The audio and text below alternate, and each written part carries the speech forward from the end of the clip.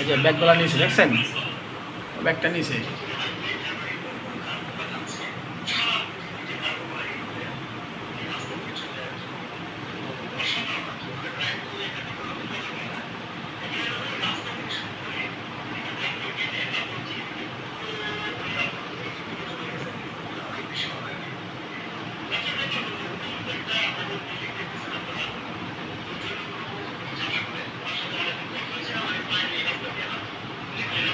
আর kick দিয়েছে,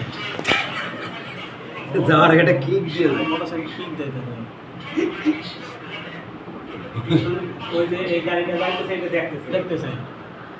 এখানে যাওয়ার পরে ওই গাড়ি যাওয়ার অপেক্ষায় রয়েছে।